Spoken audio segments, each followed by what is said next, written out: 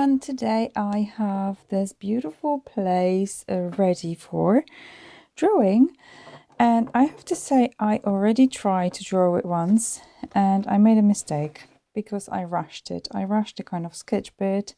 I was videoing it and I think I got a little bit stressed that I'm not going to have enough time to finish it all before my battery runs out, so that's why it's a bit scribbly. It's a little bit too messy for me. It doesn't give this image a justice. And this is much more to my liking. So this is take 2. And we're going to have another go, which is a shame because I had a really good chat with you on the other video. But never mind, we're going to do it again. So I have secured that paper. And by the way, this is paper from Cassard this time. It's a watercolor paper, smooth texture, so it hasn't got too many lumps and bumps. It's brilliant. It has 50 pages. It's not super expensive, so we like that because it doesn't feel too precious to draw on. So use whatever you can afford, I would say. Those expensive papers can really kind of stop you from you don't want to make a mistake. It's quite stressful. So for tape, I bought this one in Works, I think it's called Works shop, a really cheap shop with kind of stationery things and DIY. It has lots of things like paint and things. Pencils, not amazing quality, but when it comes to tape, that will do. And we'll see how that comes off at the end. Maybe this is going to be our winner, that would be amazing because I bought the whole pack of them for £3, which was a bargain. So we have the paper, we have the tape, we have that sketched. It took my time this time. It's not exactly the same as the image, but I kind of like those proportions. I'm using my Lamy pen and my usual waterproof ink. There we go. And I love this one. Before I go ahead, I'm going to get rid of a little bit of pencil. Let me show you how. Faber-Castell, this is kneadable eraser. And it's great. It kind of, I don't know where that pencil goes. It goes somewhere. You just dip it a little bit and it helps to ease off that pencil from the page. We will erase that properly once that ink is dry, but I think it's a good idea to do that anyway. So the way I'm gonna start inking, I'm going to today try to do different light weight of the line. So some lines will be very thin, some lines will be thicker, because I think things that are in a distance will be fainter, not so literal, and things that are closer to us, more important, these things will be thicker. So for example, on top of the roof where the light hits will be very thin, almost like line disappearing, where things in the shadow could be thicker. So we're going to start from top left, top, and then down, so we're not smudging anything. And I'm going to try to be still quite expressive because I like my drawings to remain with a character, with some energy. So I'm not going to be super delicate and careful.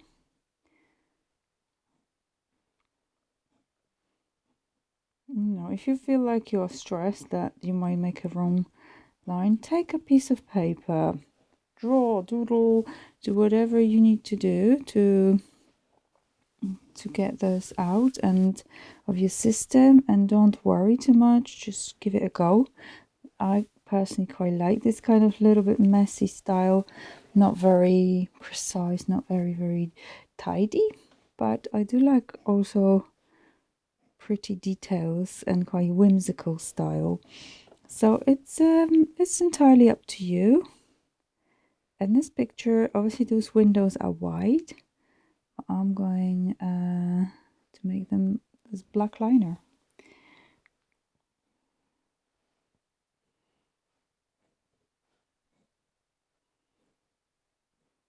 And I also added some planned climbing over the house, so it's not exactly the same. And I have deleted the houses opposite. Oh, that's other way around, isn't it? This little roof has other way around roof here, but again, it doesn't matter too much. It's just like a little my interpretation of this place, and it's a bit like a game. You can do whatever you like. You can even sometimes mash things up. So you take a roof out of one property and maybe brickwork from something else, and it's actually a fun way to do it, and you're going to end up with very original drawing, place that maybe doesn't even exist, but has characteristic of all the things you like. That's good. It's like a hollow area here, and so I'm still thinking, what do I like? I have recently had like a breakthrough within my digital kind of children illustration stuff. And I used artificial intelligence to help me sort out my style. So I uploaded my work and said, can you help me improve that? Can you tell me what can I change and things like that? So what do you think about this? Like positives, negatives? And oh my goodness, it just gave me so many really good tips. And I changed that, and I thought, this is what I was looking for literally months before doing, whilst doing style exploration, emulation, things like that. And it just gave me so many answers on the spot. I just couldn't believe it. Oh my goodness. So it's really handy. I know people have very heated, there can be heated conversations, and the way they think about AI. But what I'm gonna do, I'm just gonna use it right here, whatever way I want it, and why not? It's here for us. I smudged it. So I smudged a little bit of window, but never mind. I'm not gonna be able to do 10 versions of this drawing. One redraw is already enough, I think. It's not a professional work. It's not for someone to be sold or book or whatever. So it's just for me, for fun. That's okay. But if it was obviously for work, I would be much more careful not to smudge anything. It's fine. So let me tell you about this beautiful place. It's a little village or hamlet. I don't know what it's qualifies as. I would say it's a village, Hambledon in Hampshire, and it's right next to my village, Denmead. It's very pretty. It has a vineyard. It has very nice little houses and pubs and shops and coffee shops. It's just so charming. So I would definitely use a word describing, first of all, as charming. Yes, there's bags of adorable, cute in that place. I really like ink. I missed it. I miss doing a physical drawing. Honestly, you can spend all that time on the computer and you feel like you haven't done anything. But with physical, organic materials, it's just something you can never replace. I'm just gonna speed up this process where I'm inking, and I'm trying to kind of vary my lines a little bit. I could maybe do a little bit more effort with that, maybe have another go, but in this case I kept it similar thickness and going very loose on those plants and making the shady area a little bit thicker, just bottom of those planters and leaves, making a little different line work, line weight.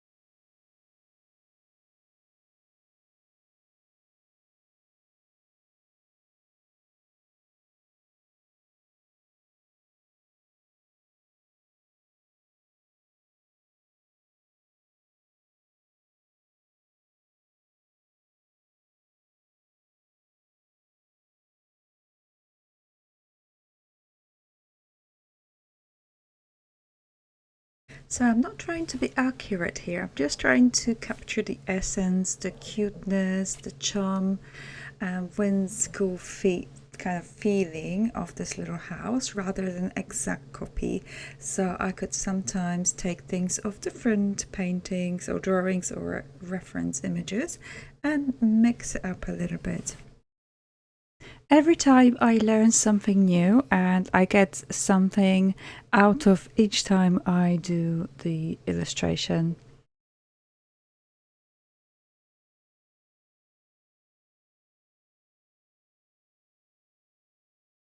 So making that line art a little bit broken gives impression of the light hitting the roof, so I rather do that than a very thick constant lines.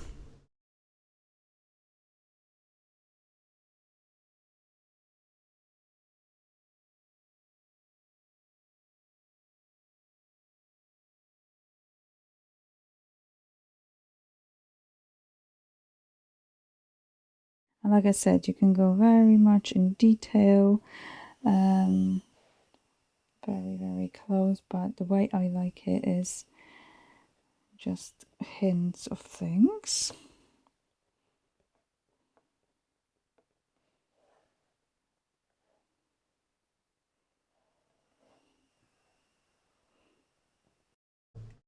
So this is the inking phase done. Now all I have to do is wait for this to dry properly. I'm gonna go and make myself a drink, leave it for a little bit, and then come back, use my just an ordinary eraser and get rid of the pencil before I start putting the watercolor paint down.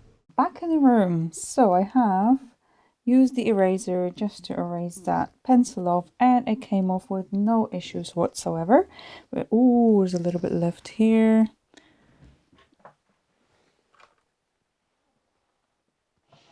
Okay, it has a tiny bit left here. I haven't looked properly. I honestly have to go to check my eyesight because I've been missing on so many things lately. It's good to look after your eyes. I think it's the amount of time I spent in front of computer. That's the reason, really. Okay, so I'm going to start with the sky. And the plan is to make it nice and blue with a little bit of gradient. So my typical cerulean blue. And we can start straight away with that wash. I hope that washi tape holds up the edges nicely. And what I like to do, I like to leave a little bit of a white space in between that house and sky, just to give that effect. Okay, and with the watercolors you have to be pretty fast, because if you're waiting around it will create smudges and not very aesthetic lines. They cannot blend very well when you have waited too long. But this looks fine. Oh, that's really nice. Let's add a drop of a little bit darker Prussian blue to the top here. And they will nicely blend together because the water is what we're using as a medium here to connect everything together. Whoa, what did I dipped it accidentally. Do not panic when that happens, just create a feature out of it. And it will dry lighter, so don't worry if it looks so dark at the moment. It will be slightly lighter on our final image.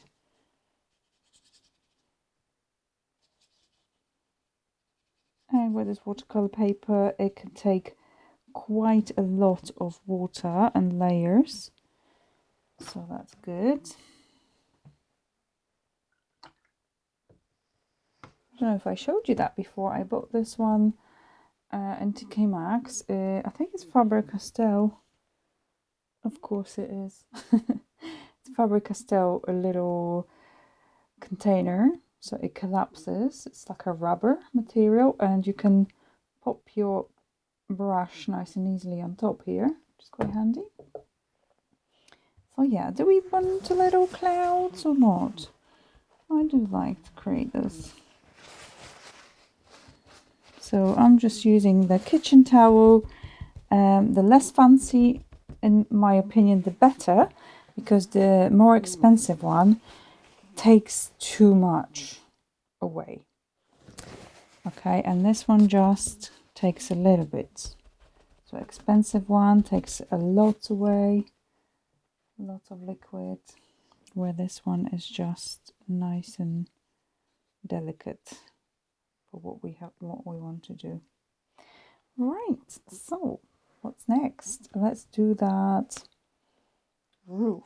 And roof, I would like a smaller brush, and I'm going to do that different colors. So I'm picking up different earthy colors, and the main one will be kind of ivory black, but I'm going to dip a few lighter bits. So I'm going to start, mix it up a little bit, start from the top, just like that. Bear in mind that sky hasn't dried up yet, so you need to be careful not to mix it up. I absolutely love how that clouds turn up from our kitchen towel. That looks super good. Just adding a little bit more paint here. So, you don't have to fill every little thing with color. I do like to leave a little bit of whiteness. And now creating layering. So I'm going again over things, keeping that top slightly lighter, and that's my choice. In the picture everything's quite dark because it's in the shade. But imagine it's a nice sunny day, then the top of that roof would be slightly lighter. Just picking like sepia, I think. Take a little less. Just drop it here and there, and I think that's going to be our main color for the brickwork. And this is what I wanted to be a little bit more careful with, because last time I went a little bit too loose, too not caring too much about brickwork, and it turned up not very nice. I didn't like that. I do like loose, but not that loose. Again, I think it's because I was rushing, I was a little bit stressed that I'm going to run out of battery, which is crazy. Just mixing different shades of red. That's gorgeous. That's just what we need. And that's Perylene Maroon. It's not an unusual colour that I would find, mixed with cadmium red light, which is a lovely kind of orangey colour. Oh my goodness, that's beautiful. Such a nice colour, very lively. So I'm using a little bit, starting from the top again. And with this one, you could use square brush if you want, but I quite like this effect with just a small brush. And bear in mind, it's going to have those plants all over, so I'm not covering absolutely everything. So creating that brick effect here and there, but a little bit more neater than my last work, if that makes sense.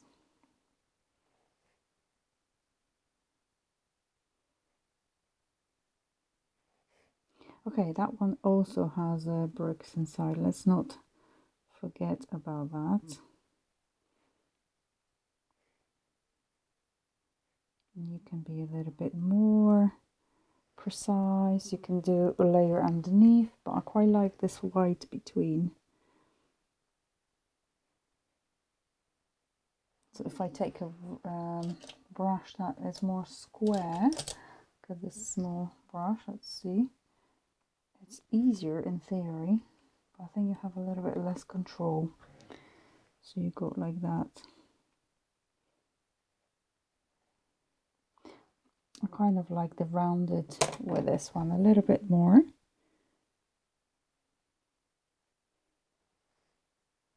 I genuinely like things rounded. I noticed when I was doing my style exploration for children's books illustration, it was kind of type of line which is looser, the weight is varied, so you have very thin and very thick lines, and also I really like rounded shapes, kind of friendly, I suppose, which goes well for children's book stuff. Okay, so this is it. Do we have any more? I think there's a little bit of wall here on the side, but we ignored it. So I think we're just going to do like that, and then there were some bricks on this sort of shape we can do.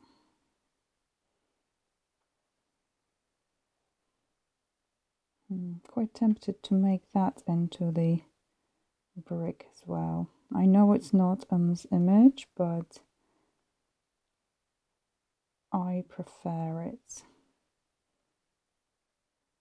So I'm going to use a similar color. I'm just going to add a tiny bit of something burnt sienna, maybe terracotta sort of feel.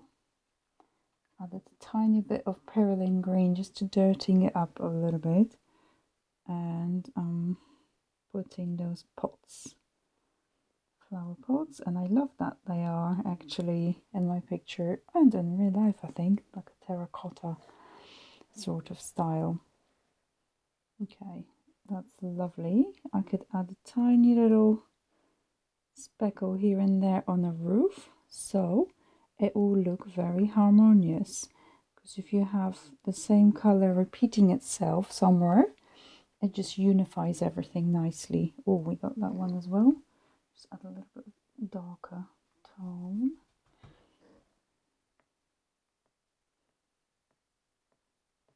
This makes it a bit more unified. But same. Okay. So next, should we do that green door? Because that will be quite nice to do.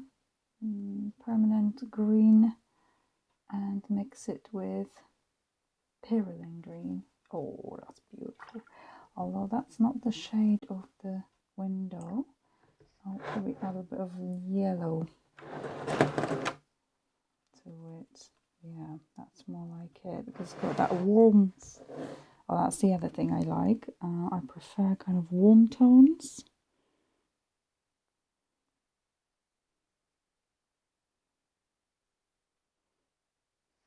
Beautiful. And the other door is also green, which might cause us a little bit of a problem when we do the foliage. And it will, no.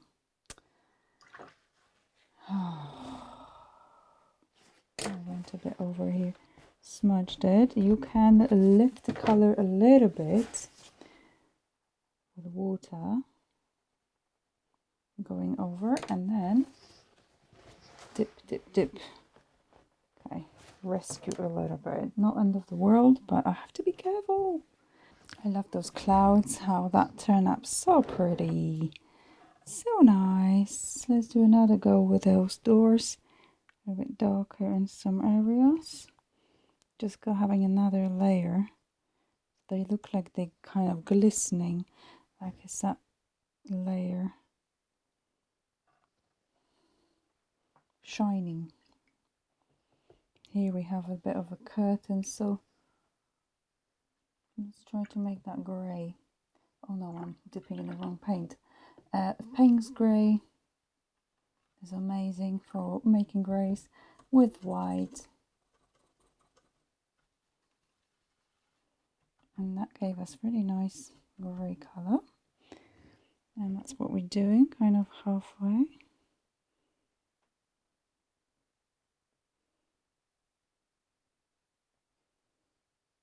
It's cute. And another here. That worked really nice. And then there will be some up here with a bit of glistening of the window, reflection, and a bit darker up the top. I can do that. Still want to keep that grey.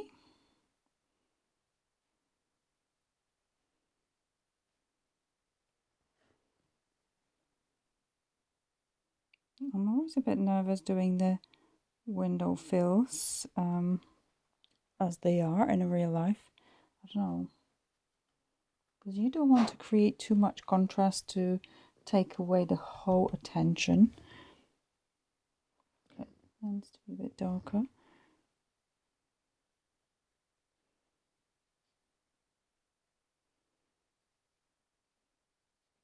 That'll turn up quite nice.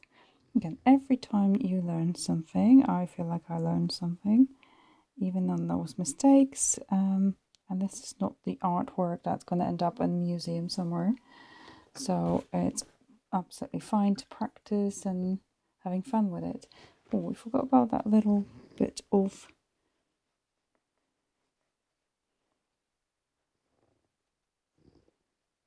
roof. Might add a little texture here and there for that brickwork, but I think I'm going to go with pencils, with color pencils, to create more texture for brickwork. What I'm going to do now is just a little bit more layer for the roof. And once you start layering more and more, it really looks lovely.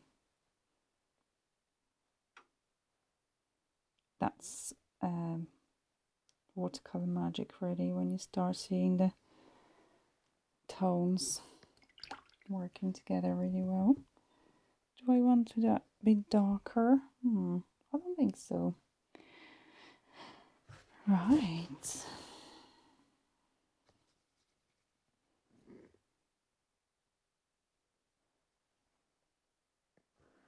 Now those plants. I think I'm going to do like a bit of a mixed media with the plants. But let's start with yellow maybe? Purple. Purple is my choice.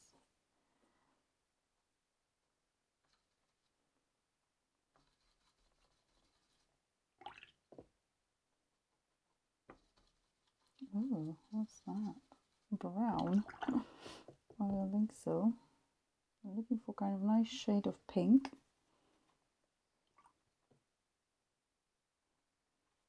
A bit of blue. That should give me a nice purple. Yeah, that's lovely. And that's going to be my flowers. And then with mixed media, with Posca pen, I can bring up a little bit more light purple with the do like a three-dimension feel. And let's go back to this yellow.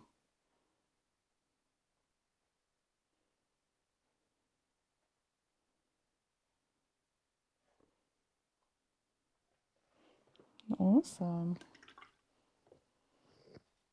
Okay, now green. I still want to keep that green fairly warm, so kind of brown with green. And this is olive green, which is a lovely shade, with a tiny bit of red maybe, just to warm it up. And I am putting very little here, keeping that wide gaps here and there. I love that look. And then a little bit more intensity and lightness. So I'm going to add the May green, which seems like a risky move, but if I mix it with what I already have, it should look really good, not too offensive, you see, because May green, it looks like a green apple shade, and it's very strong, very bright. But if I kind of mix it up with what I already have, it will give a lovely unified look, not too much, hopefully. I'm not sure. And I'm gonna just pop that green all over the building because we like to see some of that. And this particular building didn't have the plants growing on top and like a wisteria plant, let's say, but there were many buildings in that village that did. So I just saw it in a different building and I thought, okay, I'm just going to use that up for my imaginary one. Okay, beautiful. I really like how that ends up looking. I still don't like that white here, so let me put grey with a tiny bit of brown to warm up, just to kind of close that here, because everything that is very strong contrast will be bringing our attention the most. It's not going to be, delicate. I'll just do a little bit of shading here of those pots. So there will be shade from the plants on top.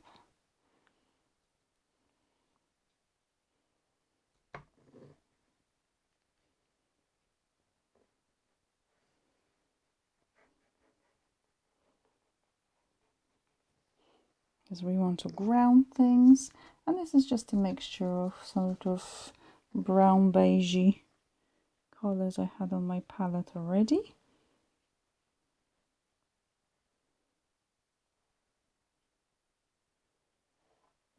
And this creates a good shading.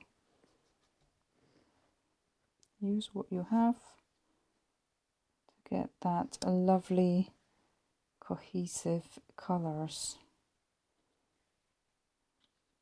We definitely need a shade here under those dorm windows.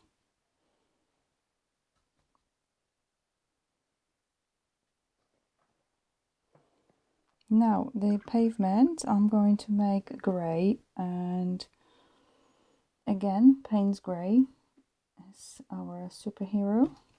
Whoa, that's dark. And white. And I could add a little bit of something warm, so maybe orange, just to smidge it, just to make it warmer, or maybe even red that I had on my palette already, like a long time ago.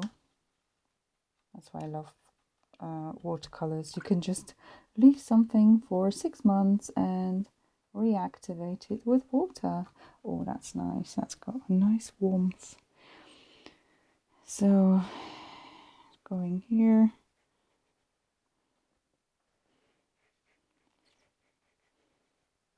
And this one has a lighter tone. Make it different.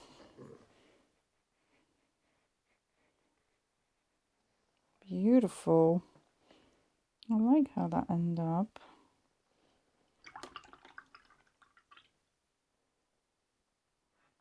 So I think we have everything covered now. I don't mind those little gaps, white gaps on the path. What I need to do now, I need to let it dry because you can see the glistening is still wet. And I'm going to come back. Oh, I'm not sure if I like this. There's so much. Can I go over with anything? Still, that one. I think it's called blooming, that effect when there's... I think that... don't think that's gonna be done except of kind of added on stuff. I like it when the gradient is fairly smooth. That happens when there's too much water. A different type of paper can cause that. Some people do it on purpose. I don't know. I don't desire that look.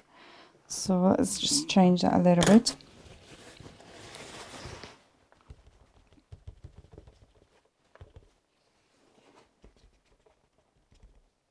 Okay.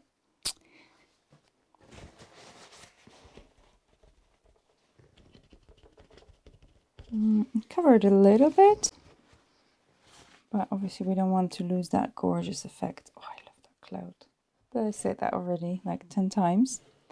So let's leave it to dry.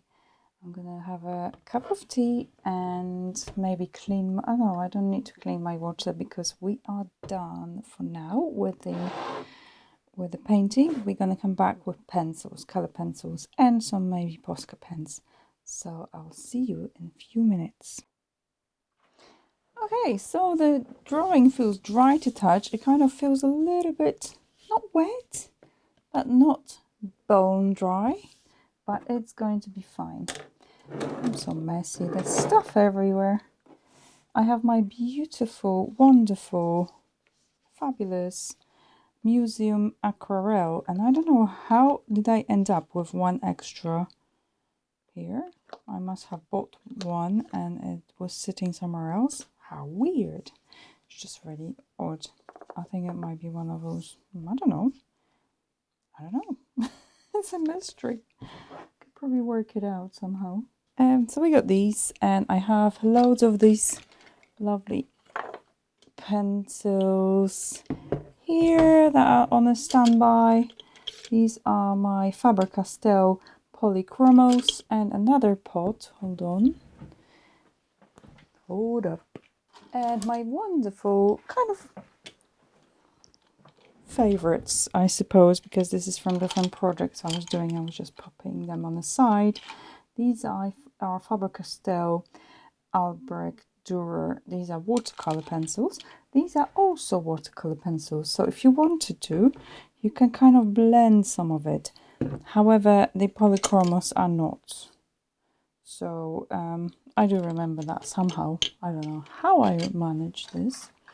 And I also will be putting some Posca on top, those purples and a little bit of a lighter bits. So, okay, maybe I'll pop it here so I don't forget. Let's start with the brickwork.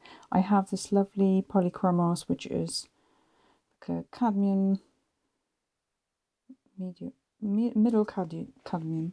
I don't know if that matters, what color that is, and if you really need to know, because you're not doing paint by color.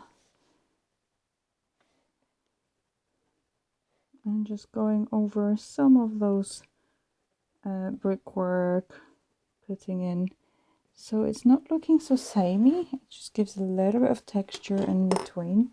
And I'll get my museum aquarelle, doing the same thing. They are a little bit softer than the other ones, than polychromos. Just a little bit of color variation to make it more interesting, popping more. Let's do this orange, because that orange will give it a little bit of lovely feel. And you can go very, very gently. You can go a little bit more precise. You can sharpen it if you want to go very much detailed something. But it works fine for me like that. I'll get this grey. This is Payne's grey in pencil. And I might do a little bit more shading. Just here and there.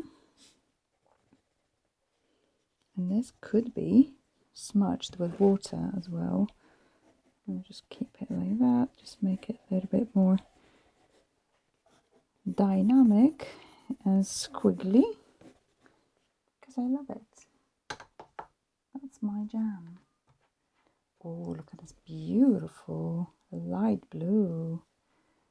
That's so pretty.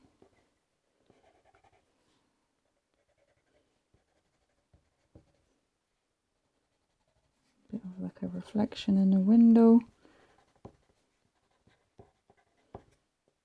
Feeling.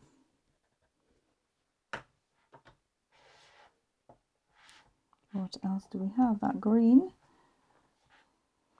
It's very similar color. I might have to sharpen it a little bit. So this is my sharpener. It's swordfish point. So you pull it out, it kind of stops here. Press the button here, pop it inside. I had to work it out how to use that. And then you turn,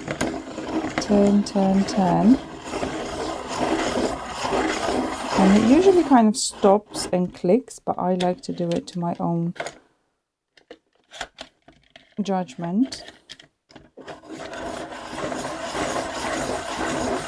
So it has slightly different mechanism. Then look how on point that is, just sharp.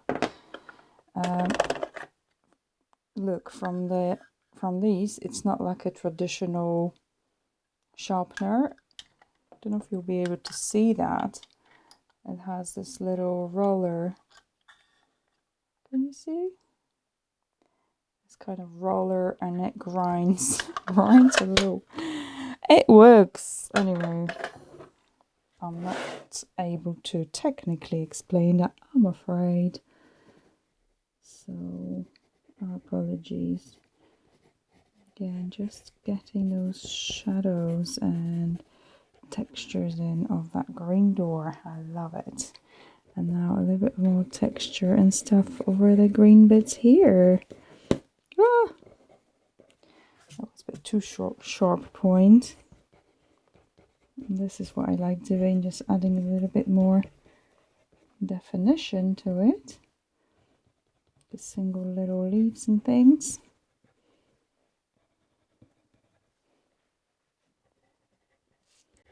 So I don't think that's popping enough yet. Could give a little bit of yellow to that green.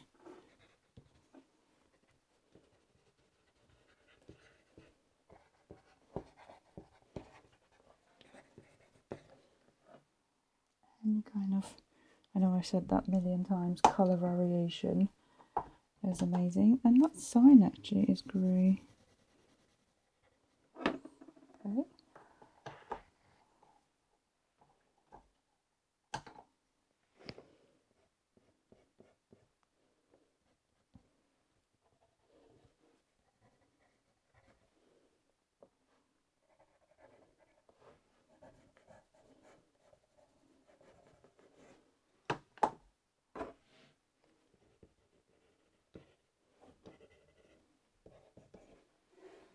So I quite like building it up, building. I feel like we're missing a little bit in brickwork, just a little bit more, maybe brown.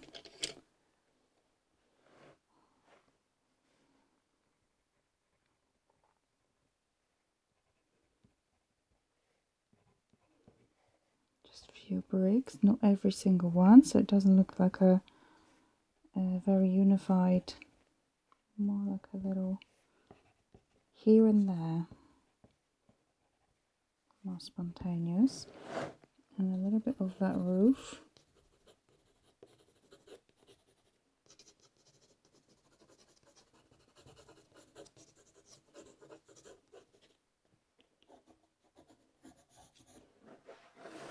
Okay, well, I think we're nearly there. Just need to do a few more on those plants. Let me get that purple might work actually for this, creating a bit of a shadows here.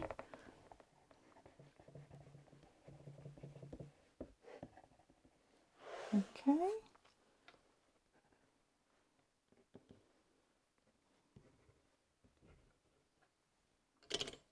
I'm missing a little bit more green, creating a bit more definition, a bit more luscious. Those plants on the building. That looks better. And let's go with this red or red.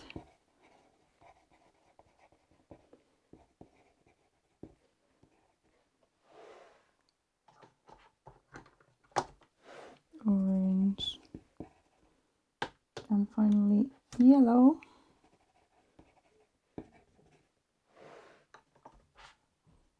Now I can add my Posca pen, the light purple. It's a good idea to get another piece of paper just to squeeze it out, the one you're not too precious about, and see how, okay, that works fine.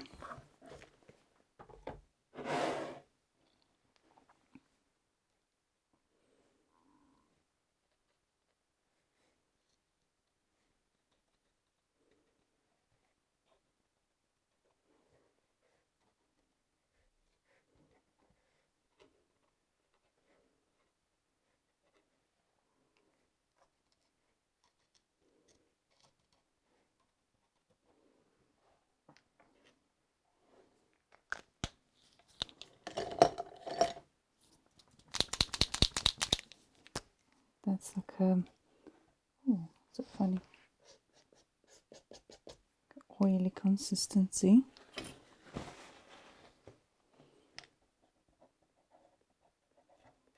It's not as thick as I would like. I'm going off a little bit.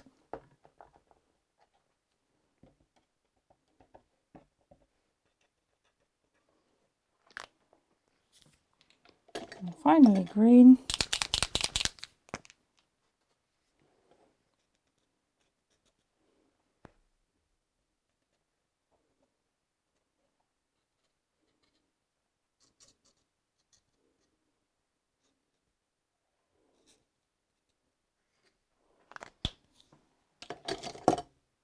I need to do that letterbox as well.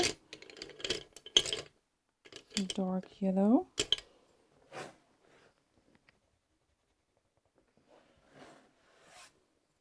And I think this is done, guys. I don't think I need to do any more. I could maybe define a little bit more of that blind curtain, whatever you want to call that. Just a few little...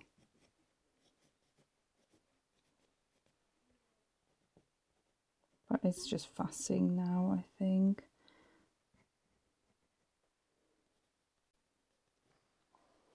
Yeah, so this is done. I'm happy with that. Possibly maybe add a little bit more green, shall I? Just some of it. But again, you don't want to overdo it. If you feel like it's done, that's done. Oh my goodness. Right, so it's time, moment of truth, if that washi tape is a good one. Cheap and good. Oh my god. Oh my goodness. Have I found the winner? So much better than my masking tape, guys. This could be it. It's got a little tiny bit of a... Oh no, it's just glue, I think. Is it? I think it's just glue that could probably be brushed off. Beautiful. At least a breakthrough with that. Very nice clean line. Oh, there's a little rippage here. I don't think that's... Maybe that's not related to this tape. Lovely. Oh no! It was going so well. And the rip is on the bottom. Why? Why though? I don't get it. I'm going slowly, slowly. Okay, maybe I could still save that one with a little bit of glue. Ugh. Anyway. This is it, guys. This is our final drawing. I hope you enjoyed that, and please let me know if you have any questions at all, if there's anything you would like to see more of, and let me know where you're from, because I always love to hear that. It's very interesting for me to hear where people are watching from. And I'll see you next time. Thank you. Bye.